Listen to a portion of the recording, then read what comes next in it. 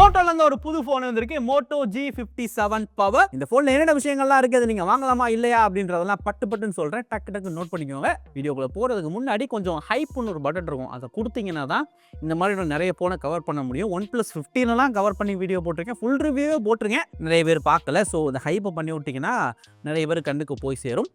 அவ்வளோதான், ஸ்டார்ட் பண்ணிடலாம். First back design அப்படின்னு பார்த்தீங்கன்னா டிபிக்கலான மோட்டோவோட டிசைன் தான். உங்களுக்கு இந்த வீகன் லெதர் டைப்ல இருக்கக்கூடிய ஒரு ஃபினிஷ் கொடுத்துருக்காங்க. கையில் பிடிக்கிறதுக்கு கொஞ்சம் கிரிப் நல்லா இருக்கு. முக்கியமான விஷயம், உங்களுக்கு பாக்ஸ்ல எந்த விதமான கேஸும் வராது. நோட் பண்ணிக்கோங்க. அடுத்து இதோடைய டிஸ்பிளே. போன்ல உங்களுக்கு 6.72 இன்ச்க்கான ஒரு 120 Hz full HD plus display கொடுத்துருக்காங்க. AMOLED கிடையாது, LCD பேனல் தான். டிஸ்பிளேயுமே பார்க்கறதுக்கு டீசெண்டாக கொடுத்துருக்காங்க. கலர்ஸ் எல்லாமே ஓவரால் பார்க்க நல்லா இருக்கு. அண்ட் முக்கியமான விஷயம், இதுல ஸ்டெரியோ ஸ்பீக்கர்ஸ் கொடுத்துருக்காங்க. ஸோ இந்த பட்ஜெட்ல ஸ்டெரியோ ஸ்பீக்கர்ஸ்ன்றது உண்மையிலே நல்ல விஷயம் தான். இந்த ஸ்பீக்கர் குவாலிட்டியுமே நல்லா இருக்கு. பெருசா குறை சொல்ற மாதிரி இல்லை.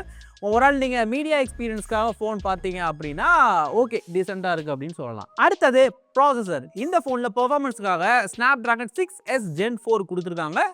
இந்த ஃபோனில் தான் இந்த ப்ராசஸர் ஃபர்ஸ்ட் டெபியூ ஆகுது. ஸோ இந்த ப்ராசஸரை பற்றி பார்த்தீங்கன்னா ரஃபாக உங்களுக்கு 7.9 மில்லியன் கிட்ட உங்களுக்கு ஸ்கோர்ஸ் வருது. ஸ்கோர்ஸ் ஒரு ரெஃபரன்ஸுக்காக தான். டே டு டே லைஃப்பில் பெர்ஃபார்மன்ஸ் பார்த்தீங்கன்னா எனக்கு பெருசாக இந்த ப்ரைஸுக்கு குறை சொல்கிற மாதிரி இல்லை.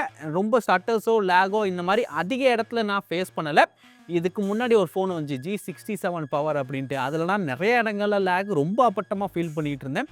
அது சாஃப்ட்வேர் பக்கா என்னன்னு தெரியல. அந்த மாதிரி விஷயங்கள் இதில் இல்லை.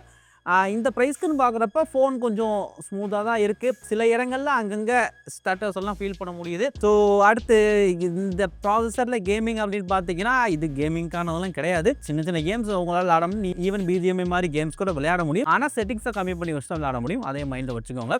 மற்றபடி கேம்ஸை தவிர்த்து நார்மல் பெர்ஃபார்மன்ஸ்ன்னு பார்க்குறப்ப இந்த ப்ரைஸ்க்கு ஓகேவாக தான் தெரியுது. அண்ட் ஃபோனில் வந்து Moto UI ரன் ஆகிட்டு இருக்கா. இதுக்கு முன்னாடி க்ளீனாக இருந்த Moto UI எல்லாம் அது கிடையாது.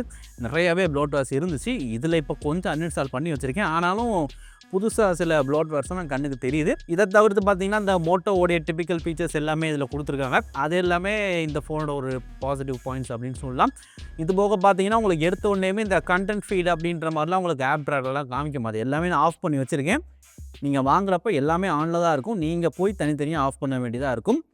எனக்கு இதை பற்றி என்ன சொல்லன்னு தெரியல. க்ளீன் ஆண்ட்ராய்டு, ப்ளோட் இல்லாத ஆண்ட்ராய்டு அப்படின்றது இன்றைக்கி ஒரு ரேர் பீஸ் ஆயிடுச்சு அப்படின்னு சொல்லலாம். கிட்டத்தட்ட இவன் அப்படி இருந்தான், இவன்ட்டையும் கொண்டு வந்துட்டான். நத்திங் CMFலாம் அந்த மாதிரி க்ளீனாக இருந்துச்சு. அதுலேயும் ஆடுன்றது வந்துருச்சு. ஸோ எஸ், க்ளீன் ஆண்ட்ராய்டு அப்படின்ற ஒரு விஷயமே எக்ஸ்டென்ட் ஆன மாதிரி எனக்கு தோணுது. ஸோ இந்த விஷயத்தை பற்றி நீங்கள் என்ன நினைக்கிறீங்க? கண்டிப்பாக கீழே கமெண்ட் பண்ணுங்கள். ஓகே, வேற எங்கேயோ போயிட்டுருக்கேன். அடுத்தது பார்த்தீங்கன்னா பேட்டரி. இந்த ஃபோனுடைய ஒரு முக்கியமான USP இதோடைய பேட்டரி தான். ஏன்னா இதில் 7000 mAh பேட்டரி இருக்குது. ஸோ இந்த ப்ராசருமே பார்த்தீங்கன்னா ரொம்ப அதிகமாக பவர் ஹங்கரியான ப்ராசர் கிடையாது.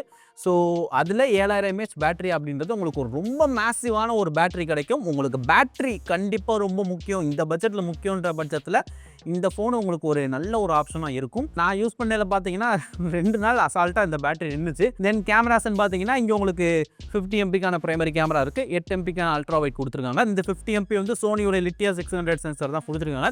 எல்லாத்துலேயுமே கொடுக்குற அதே சென்சார் தான். இது ஒரு நல்ல சென்சார் தான்.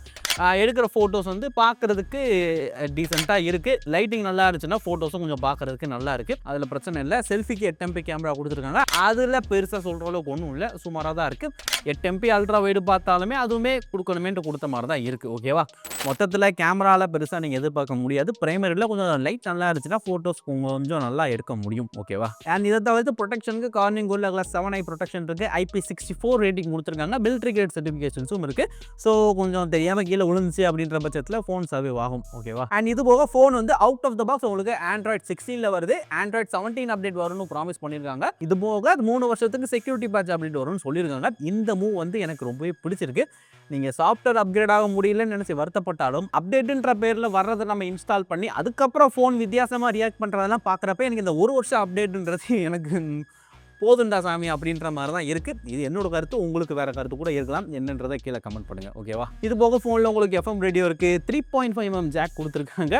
ஸோ இதெல்லாமே இதோட ப்ளஸ் நீங்கள் எடுத்துக்கலாம். ஸோ ஃபைனலாக இந்த ஃபோனை நீங்கள் ஃப்ளிப்கார்ட்டில் டிசம்பர் 3 வாங்கிக்க முடியும்.